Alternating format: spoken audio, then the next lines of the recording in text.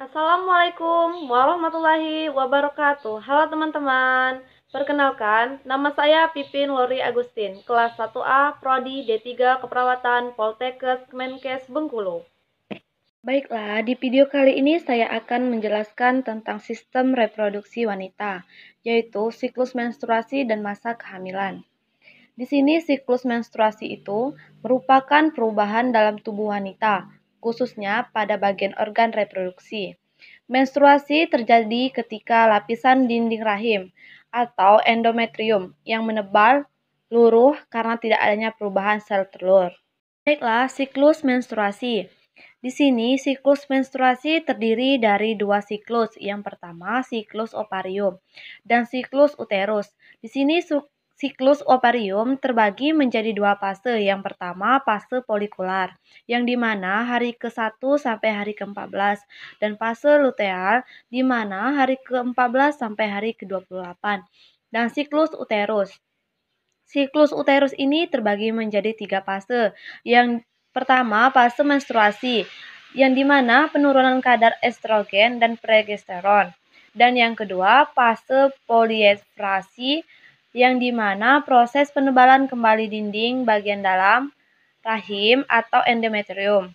Dan yang ketiga fase sekretori, yang dimana bertepatan dengan fase luteal, pembuluh darah bertambah dan kelenjar membesar. Selanjutnya, cara kerja siklus menstruasi. Yang pertama, hipotalamus memberikan sinyal kepada kelenjar pituitari ketika kadar hormon estrogen tubuh yang rendah. Yang kedua, kelenjar pituitari melepas FSH yang membantu pematangan folikel di ovarium.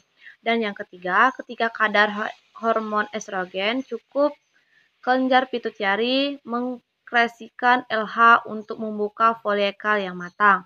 Dan yang keempat, beberapa hari setelahnya folikel melepas sel telur menuju tubuh falopi. Dan yang kelima, folikel yang kosong menghasilkan hormon progesteron, yang hormon ini dimana membantu proses menembalkan endometrium dinding rahim untuk mempersiapkan kehamilan. Dan yang keenam, jika kehamilan tidak terjadi, maka folikel berhenti. Ini terdapat gambar ovulasi beserta bagian-bagiannya. Ovulasi.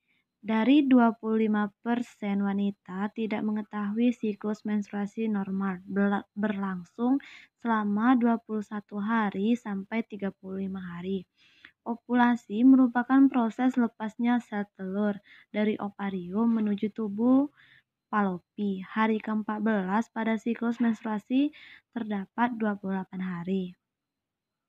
Cara menghitung ovulasi atau masa subur. Yang pertama, amati dan pahami siklus menstruasi selama 6 bulan. Dan yang kedua, kurangi siklus terpendek dengan angka 18, hasil menunjukkan hari pertama subur. Dan yang ketiga, kurangi siklus terpanjang dengan angka 11, hasil menunjukkan hari terakhir subur. Indikator lain yang digunakan untuk memprediksi masa subur yaitu suhu basal tubuh meningkat. Suhu normal terjadi pada 35,5 sampai 36,6 derajat Celcius. Dan yang kedua, adanya peningkatan sekresi lendir dari mulut rahim. Dan yang ketiga, nyeri ringan hingga berat pada perut atau satu bagian pinggang atau punggung. Dan yang keempat, perasaan lebih bergairah. Selanjutnya kita memasuki fase kehamilan. Kehamilan merupakan kondisi di mana sel telur dibuahi oleh sperma, sehingga pada akhirnya menghasilkan janin di dalam rahim. Kehamilan merupakan serangkaian proses pertumbuhan dan perkembangan janin intrauterin mulai sejak konsepsi hingga lahirnya janin. Tanda-tanda kehamilan. Yang pertama, tanda tidak pasti hamil, yaitu tidak terjadinya haid atau menstruasi, dan muntah, mual, perubahan payudara, dan star dan fragmentasi kulit, dan obstipasi, dan varises. Tanda mungkin hamil terdapat tanda Hegar, tanda Piskets, tanda Kedwitz, tanda Berenfik, dan hasil positif pada tes PEG. Tanda pasti hamil. Terdapat denyut jantung janin positif dan adanya gerakan janin. Dan di sini terdapat trimester 1, terjadinya perubahan dan cara mengatasi perubahan. Yang pertama, misalnya pada perubahan MOD yang sangat drastis. Hal ini terjadi karena perubahan hormonal pada tubuh selama kehamilan. Dan cara mengatasinya, kita dapat ceritakan apa yang dirasakan pada suami, teman dekat, keluarga, dan bidan yang dipercaya. Selanjutnya, misalnya morning sickness, mual muntah di pagi hari. Cara mengatasinya dengan memakan biskuit atau kue-kue kering saat sarapan dan bangun dari tempat tidur secara perlahan, makan dengan porsi kecil namun sering, dan hindari makanan pedas, berminyak, dan berlemak. Dan selanjutnya sering BAK. Hal ini terjadi karena adanya penekanan kandung kemih oleh uterus yang membesar dan perubahan hormonal selama kehamilan. Cara mengatasinya dengan melakukan batasi minum saat malam hari dan senam Kegel untuk menguatkan otot sehingga dapat menurunkan frekuensi pengeluaran urin. Pastikan kandungan kemih kosong setiap kali BAK. Dan selanjutnya kelelahan. Cara mengatasinya dengan beristirahat, makan sering dengan porsi kecil saat siang, banyak minum, kurangi beban kerja, dan meminta dan menerima bantuan orang lain. Keputihan. Nah, di keputihan ini seringkali terjadi dan cara mengatasinya dengan pakai Van Leer atau sering ganti celana dalam. Pastikan daerah vagina tetap bersih dan kering. Dan konsultasikan ke pelayan kesehatan atau bidan di sekitar Anda. Yang selanjutnya trimester 2. Perubahan yang terjadi dan cara mengatasi perubahan di saat kehamilan. Misalnya pengeluaran cairan dari payudara. Cara mengatasinya dengan gunakan bantalan payudara pada bra atau BH. Dan selanjutnya misalnya kaki berdenyut, pena, atau membengkak. Cara mengatasinya dengan berjalan untuk membantu meredarkan darah pada kaki dan perdarahan pada gusi. Cara mengatasinya dengan sikat dan bersihkan gigi setiap hari dan konsultasikan ke dokter gigi. Dan selanjutnya misalnya nyeri pada bagian punggung bagian bawah. Cara mengatasinya dengan hindari menggunakan hip thrust atau lakukan beberapa gerakan stretching. Selanjutnya memasuki trimester 3. Perubahan yang terjadi di saat kehamilan dan cara mengatasinya. Misalnya stretch mark di payudara dan perut. Cara mengatasinya dengan menggunakan lotion atau skin cream untuk membantu mengurangi rasa gatal di sekitar stretch mark. Dan jangan gunakan lotion atau skin cream pada daerah sekitar puting dan areal kecuali jika disarankan oleh pelayan kesehatan. Dan selanjutnya misalnya sesak napas. Cara mengatasinya dengan hindari memakai pakaian ketat dan berdiri tegak lurus.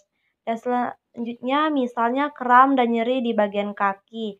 Cara mengatasinya dengan tinggikan posisi kaki dan lakukan gerakan stretching pada kaki dan pastikan kadar kalsium tubuh cukup.